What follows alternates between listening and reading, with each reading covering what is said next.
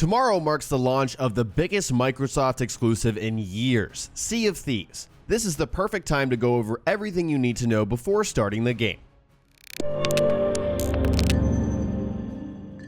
Hey guys, JV here, and today I'm sharing a basic overview of Sea of Thieves. Before we get into that, just a heads up, you can find daily streams of the newest games, as well as commentaries just like this on my Facebook page. So check out the link in the description below and stay tuned for tons of awesome content. Whether you're brand new to Sea of Thieves or just need a refresher before launch, here's everything you need to know about the game. Sea of Thieves is an open-world, multiplayer pirate experience. The goal is to become pirate legend, and the journey is long and perilous. When you first boot up the game, you're able to pick from a selection of randomly generated pirate personas.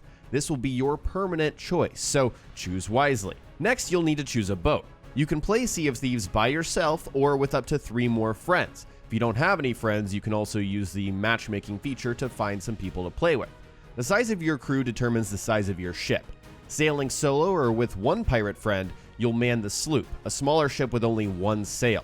The sloop is slower, but it's easier to navigate and makes sharper turns if needed. If you're adventuring with 2 or 3 others, you'll pilot the galleon. This boat has 3 sets of sails, which allows it to travel much faster. However, it's more difficult to maneuver and requires much more teamwork to sail properly.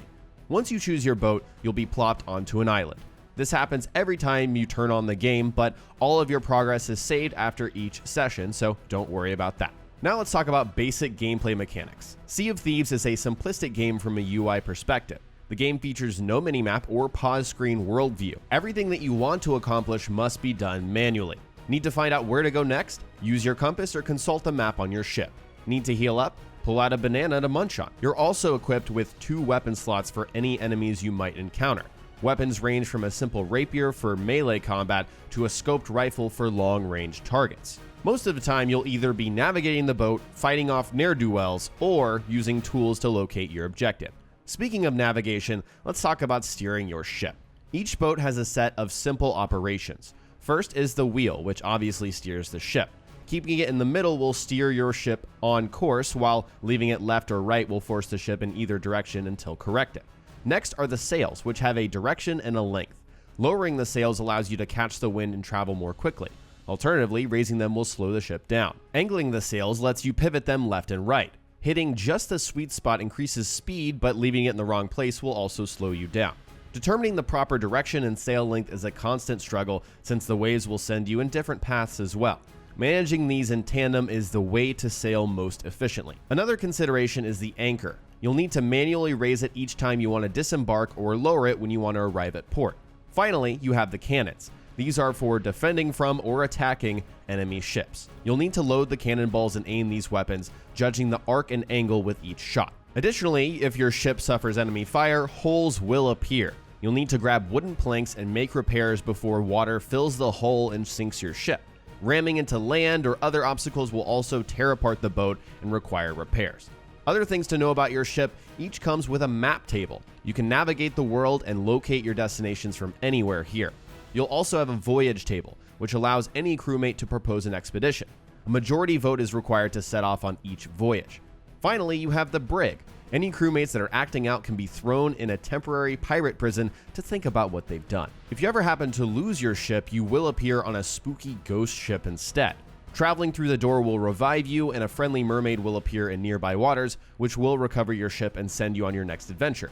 However, any treasure or anything you had on that ship will be lost. So with the basics out of the way, what do you do in Sea of Thieves? Well, there's no primary objective. You're not forced to do anything. You could set sail and explore the world at your leisure if you wanted to.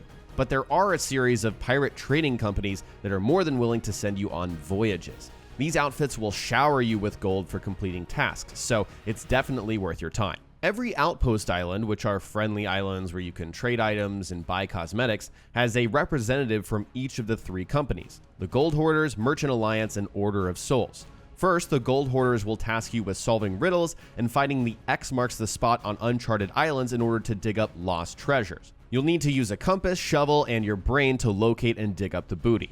Delivering chests will reward you with a slice of the gold. Next, the Merchant Alliance is a true trading company. They will ask you to recover quantities of special items throughout the world and deliver them to a destination. This includes trapping wildlife such as pigs and chickens to securing explosive barrels and other supplies. Finally, the Order of Souls is the most sinister of all. They will ask you to hunt down skeleton captains and deliver their skulls in exchange for gold. Each of these outfits has a reputation meter, which will increase each time you complete a task for them.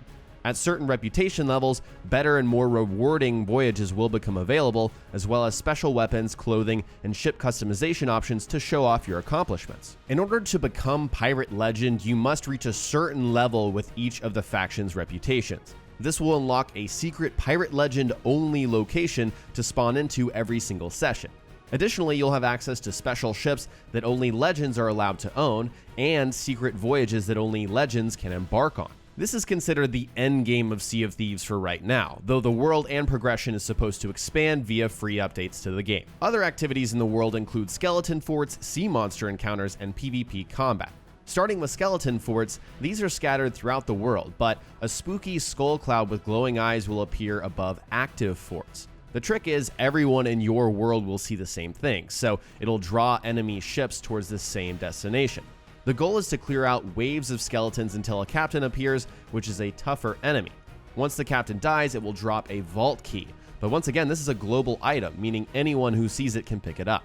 The key opens a vault door, which is said to hold treasure more than any one crew can handle at once. The crew who is able to fend off the skeletons and any other hostile crews will take the spoils. Onto sea creatures. You will encounter several sharks, but this is not the thing you should be worried about. Deep beneath the water lies a dangerous creature. If you're unlucky enough, you will encounter the Kraken, a monstrous squid, octopus-like creature that can snap your boat in half and sink all of your treasure to the ocean floor. You can fend off this monster, but it requires teamwork and pure luck. Finally, the Seven Seas are always filled with crews after the same objective as yours. This means at any time you can meet another friendly pirate ship or meet cannon fire from a hostile crew. You could be solving the riddle of a gold hoarder voyage on an island only to return to a sunken ship with all of your previous booty stolen. This means that you must always be careful, always watchful for other people trying to steal your treasure or kill you for sport. At the same time, you can always sail the high seas with no intention other than to cause trouble. That's about everything you need to know about Sea of Thieves to start your pirate adventure. I wish everyone good fortune in their journeys ahead and urge you to follow my Facebook page, as I will be streaming multiple hours of the game every single week for probably the next several months. We'll also have community play days where you can join my crew and sail the seven seas with me. For more info and to follow my adventures, head on over to my Facebook page following the link in the description below.